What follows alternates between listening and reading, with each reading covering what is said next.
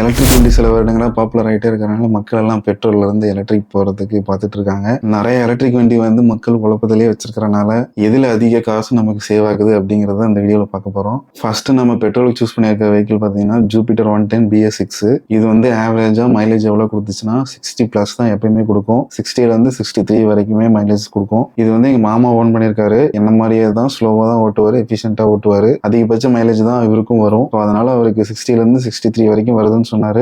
அதனால ரியல் வேல் டெஸ்டா இருக்கும் அப்படின்றனால இந்த வண்டியை நம்ம சூஸ் பண்ணிருக்கோம். அப்படியே எலக்ட்ரிக் சைடு பாத்தீங்கன்னா நம்ம சூஸ் பண்ணிருக்கிறது என் வண்டி தாங்க, ஓலா SN Pro Gen 1. இது வந்து ரொம்ப எஃபிஷியண்டா ஓட்டினா 190+ கூட வந்துச்சு. பட் ஆனா இந்த டெஸ்ட்டுக்காக 160 ரேஞ்சு தான் நம்ம எடுத்துக்க போறோம். ஏன்னா 190னா ரொம்ப அதிகம். நார்மலா ஓட்டினா 160 கண்டிப்பா வரும். 160 தான் நம்ம வச்சுக்க போறோம் இந்த டெஸ்ட்டுக்காக ரேஞ்சு. நான் எப்படி எஃபிஷியண்டா வண்டி ஓட்டணும், சாஃப்டா ஹேண்டில் பண்ணணும், அந்த மாதிரி தான் இந்த ஜூபிட்டரையும் அவரு மாமா ஹேண்டில் பண்ணிருக்காரு. 50,000 கிலோமீட்டர் ரெண்டு வண்டியுமே ஓடி இருக்கு. 50,000 கிலோமீட்டர் ஜூபிட்டர் ஓடி இருக்கு. ஸோ அதனால என் வண்டியும் 50,000 ஓடின மாதிரி டெஸ்ட் பண்ண போறோம். இப்போ என் வண்டி 60,000 ஓடிடுச்சு. பட் ஆனால் 50,000 வரைக்கும் தான் நம்ம கால்குலேட் பண்ண போறோம். இப்போ வந்து இந்த TVS ஜூபிட்டர் 110 வந்து 49,247 கிலோமீட்டர் ஓட்டிருக்கீங்க.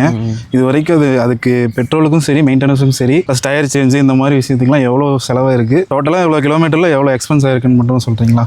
ஃபர்ஸ்ட் நான் சொல்லணும் அப்படின்னா, இந்த வண்டி வாங்கின அன்னைக்கே வந்து ஒரு ஆப் இன்ஸ்டால் பண்ணிட்டேன். அது வந்து டே டு டே எக்ஸ்பென்சஸ்னு.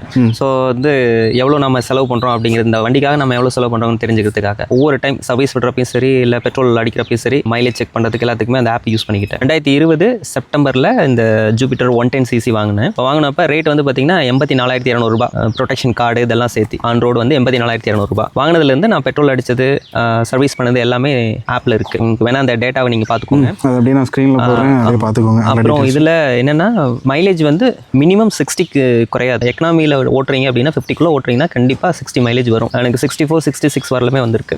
அது யூஸ் பண்ணுற பெட்ரோல் இதை பொறுத்து BS6 இல்லை 66 வந்திருக்கு. சர்வீஸ்னு பார்த்தீங்கன்னா கம்பெனி சர்வீஸ் மட்டும் தான் விட்டுட்டு இருந்தேன். 49,000 இப்போ ஆல்மோஸ்ட் 50,000 நெருங்க போகுது. இதுவரையுமே கம்பெனி சர்வீஸ் மட்டும் தான் விட்டுட்டு இருக்கேன். பெட்ரோல் இல்லாமல் எக்ஸ்ட்ரா செலவு பண்ணுறதுன்னு பார்த்தீங்கன்னா 4 வருஷத்துக்கு அப்புறம் ஒரு தடவை பேட்டரி மாற்றினேன். பேட்டரி சேஞ்ச் பண்ணேன். 1,200 நம்ம வந்துச்சு. பெல்ட் ஒன்று மாற்றிருக்கு. பெல்ட் 800 ரூபாய் அது வந்துச்சு. டயர் வந்து ஃப்ரண்ட் ஒரு டைம் மாற்றிருக்கு. பேக் வந்து 2 டைம் மாட்டிருக்கு. இதுதான் வந்து நான் மெயின்டெனன்ஸில் நான் பண்ண செலவுகள்னு பார்த்தீங்கன்னா இதுதான். அது போக கடைசியாக இப்போ இந்த 49,000 கிலோமீட்டர் ஓடிட்டு இருக்கிறப்போ என்னோட மிஸ்டேக்னால, மேன்மேட் மிஸ்டேக்னால கொஞ்சம் இந்த சவுண்ட் வந்தது சரியாக கவனிச்சேன். பட் சர்வீஸ் கொண்டு போய் விடாமல் விட்டுட்டேன். 200 கிலோமீட்டர் ஓட்டிட்டேன். கிராங்க் சாஃப்ட், சிலிண்டர் இதெல்லாமே வீக் ஆகி ஒரு 10,000 ரூபாய் செலவு பண்ணுற மாதிரி ஆயிடுச்சு. அது வந்து என்னோட மிஸ்டேக்னால ஆனது. பெண்டிக்ஸ் ஒரு தடவை மாற்றிருக்கேன். 800, 1,200 எவ்வளோ வந்துச்சு. அதுவும் அதில் இருக்கு. இப்போ இந்த பெண்டெக்ஸ் பெல்ட் எல்லாமே வந்து நார்மலாக ஓட்டுறவங்க எல்லாத்துக்குமே வரும். பேட்டரி வந்து பார்த்தீங்கன்னா சிலருக்குலாம் வந்து 2 வருஷத்துலேயே போயிடுதுன்னு சொல்றாங்க. எந்த அளவுக்கு வீக் பண்றோமோ அந்த அளவுக்கு ஆமா. இது வந்து டெக்ஸ்டைல்ல இருக்கிறதுனால, வார்ப்பு இதெல்லாம் எடுத்துட்டு வரதுக்கு போறதுனால டெய்லி யூசேஜ் ஓரளவுக்கு இருந்துட்டு இருக்கும். வருஷம் 10,000 கிலோமீட்டர் எப்படி ஓட்டிடுவேன். அதனால பேட்டரி வந்து 4 வருஷம் நல்லாவே வந்துச்சு. இதெல்லாம் வந்து கண்டிப்பா எல்லாருக்குமே வரக்கூடிய செலவுகள் தான். நீங்க பேட்டரி வண்டி ஓட்டினாலும் சரி, இந்த வண்டி ஓட்டினாலும் சரி, டயருங்கிறது தேய்மானம். இந்த பெண்டெக்ஸ் அப்புறம் அந்த உள்ள இருக்கிற சில பார்ட்ஸ்லாம் வந்து பெட்ரோல் வண்டியில மட்டும் தானே. பெட்ரோல் மெயின்டெனன்ஸ் எல்லாம் சேர்த்து 1,08,000 ரூபாய் சம்திங் என்னோட ஆப்ல இருக்கு. அதுல அந்த 10,000 ரூபாய் விட்டுருங்க. அது என்னோட மிஸ்டேக்னால ஆனது. 98,000 ரூபாய் வந்து வண்டிக்கு செலவு பண்ணிருக்கேன்னு வச்சுக்கோங்க. பெட்ரோலுக்கும் மெயின்டெனன்ஸ்க்கும் 98,000 ரூபாய் செலவு பண்ணிருக்கேன். மொத்தம் 49,247 கிலோமீட்டர் ஓடி இருக்கு. இதுல வந்து நீங்க ஆவரேஜ் டிவைட் பண்ணி பாத்தீங்க அப்படின்னா எப்படியும் 2 ரூபாய் அந்த ரேஞ்சில் வரும். கிலோமீட்டருக்கு 2 ரூபாய் மெயின்டெனன்ஸ் எல்லாம் சேர்த்து 2 ரூபாய் தான் வரும். சரிங்க. இப்போ ஓகே, இப்போ இந்த வண்டி வந்து நீங்க அதிகமா ஓட்டிட்டீங்க, இந்த வண்டியை மாற்ற வேண்டிய தேவை வருது. அப்போ வந்து ஈவிக்கு நீங்க போவீங்களா? ஏன்னா ஈவி வந்து எக்ஸ்பென்ஸ் வந்து ரொம்ப கம்மி, பெட்ரோல் செலவு இல்லை. அது இல்லாமல் மெயின்டெனன்ஸுக்குமே உங்களுக்கு நீங்க கம்மியாக செலவு பண்ணீங்கனாலும் போதும், இந்த அளவுக்கு மெயின்டெனன்ஸ் வராது. இப்போ ஈவியே கன்சிடர் பண்ணுவீங்களா? என்னதான் ஈவி வந்து 150+ மைலேஜ் வந்தாலுமே இப்போ மாத்திர ஐடியா இல்லை. இன்னொரு 30,000 கிலோமீட்டர் ஓட்டிட்டு அதுக்கப்புறம் சின்ன சின்ன செலவுகள் வர ஆரம்பிக்கும். அந்த டைம்ல வந்து கொடுத்துட்டு எக்ஸ்சேஞ்ச் மாதிரி பண்ணிட்டு அட்லீஸ்ட் ஒரு 35,000 ஒரு 30,000 அந்த ரேஞ்சிலேயாவது போகும். அப்போ கொடுத்துட்டு வேணா வாங்கலாம். நான் அப்போ 84,200 ரூபாய்க்கு எடுத்தேன் அப்படின்னா, இதே வண்டி நான் இன்னும் 3 வருஷம் கழிச்சு நான் எடுக்கிறேன் அப்படின்னா, அப்போ வந்து அந்த ஸ்டாண்டர்டுக்கு ஒரு எப்படி 1,30,000 இருக்கும்.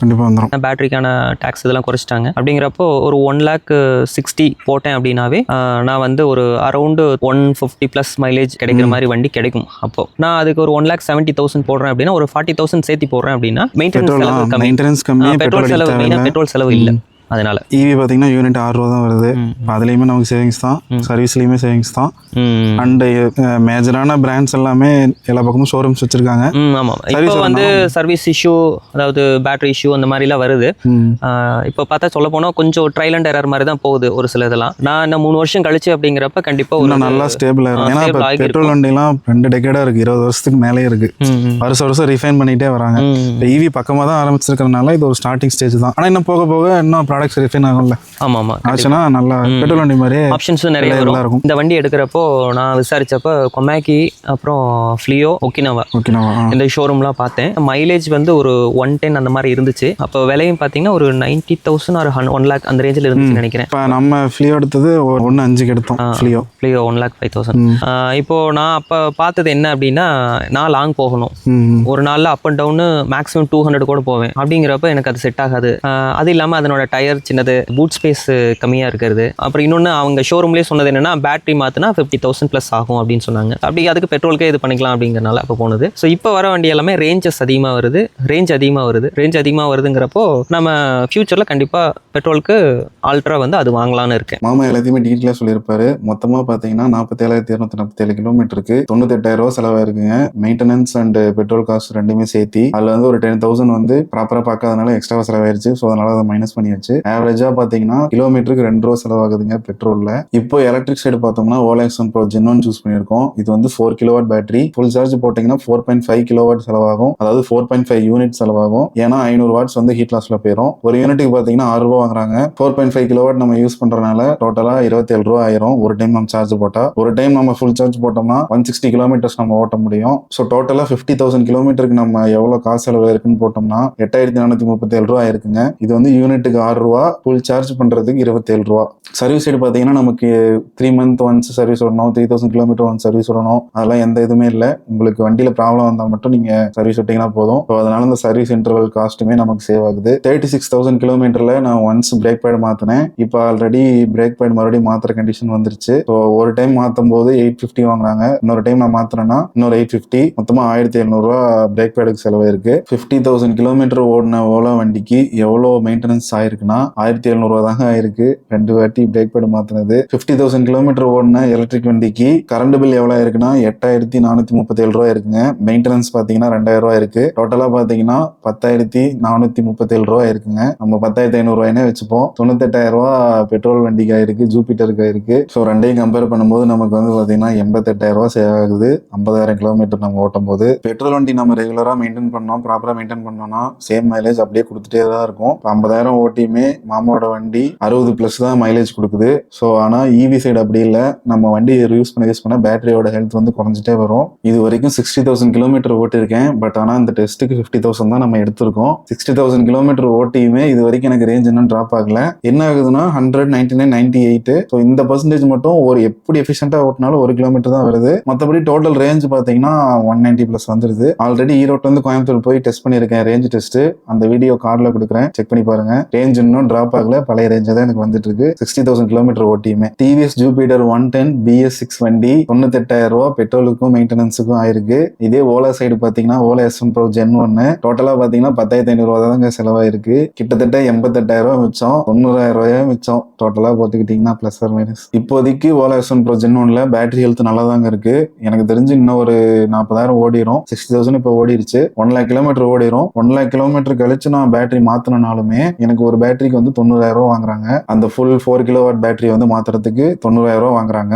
அதையுமே ஜூபிட்டருக்கு கம்பேர் பண்ணீங்கன்னா 50,000 கிலோமீட்டருக்கே நமக்கு வந்து 88,000 ரூபா செலவாயிருக்கு. 1 lakh கிலோமீட்டர்ஸ்க்கு அப்புறம் ஓலா எக்ஸன் ப்ரோ ஜென் 1ல பேட்டரியே போச்சுனாலும் 90,000 ரூபா. 90,000 ரூபா நீங்க இன்வெஸ்ட் பண்ணீங்கன்னா திரும்பி 1,10,000 ரூபா பெட்ரோலையும் மெயின்டெனன்ஸ்ல நீங்க சேவ் பண்ணலாம். அதாவது நீங்க ஓலா வண்டி போனீங்கன்னா, நீங்க மத்த இவி வெஹிக்கிள் போனீங்கன்னா சர்வீஸ் எக்ஸ்ட்ரா ஆகும். சர்வீஸ் பாத்தீங்கன்னா 650ல இருந்து 1000 வரைக்குமே 3,000 ஒன்ஸ் வந்து எல்லாரும் வாங்கிட்டு இருக்காங்க. மத்த இவி பிராண்ட்ஸ்லாம் எல்லா பிராண்ட்ஸ்லயும் இல்லாதது இதுல ஒண்ணு இருக்குன்னா அது என்னன்னா, நமக்கு பிளஸ்ஸா கஸ்டமருக்கு பிளஸ்ஸா இருக்குதுன்னா அது வந்து நம்ம சர்வீஸ் விட தேவையில்லை. 3,000 கிலோமீட்டர் ஒன்ஸ் அப்படின்னு சொல்லி இன்டர்வல் சர்வீஸ் நம்ம எதுவுமே விட தேவையில்லை. வண்டியில ப்ராப்ளம் வந்தா மட்டும் நம்ம விட்டோம்னா போதும். நம்ம சர்வீஸ் விடாம இருக்கிறது ஒரு பிளஸ்ஸாவே நமக்கு இருந்தாலும் அதுல நமக்கு சேவிங்ஸ் ஆனாலும் அது இன்னொரு மைனஸும் இருக்கு. ஏன்னா வண்டி வந்து ரோட்ல ஓடுது, ஏதாவது ஒரு மெயின்டெனன்ஸ் கண்டிப்பா இருக்கும். ஏதாச்சும் ஒரு பார்ட் லூஸ் ஆகலாம். 3,000 கிலோமீட்டர் ஒன்ஸ் இல்ல 10,000 கிலோமீட்டர் ஒன்ஸ் நம்ம செக் பண்ற மாதிரி இருக்கும். ஆனா சர்வீஸ் சென்டர் நீங்க கொண்டு கொண்டு போனீங்கன்னா உங்களுக்கு ஏதாச்சும் ப்ராப்ளம் இருந்தால் மட்டும்தான் நம்ம வண்டி எடுப்பாங்க. அது வந்து ஒரு இதாக இருக்கு. அண்ட் ஓலா சர்வீஸ் எப்படி இருக்குன்னா,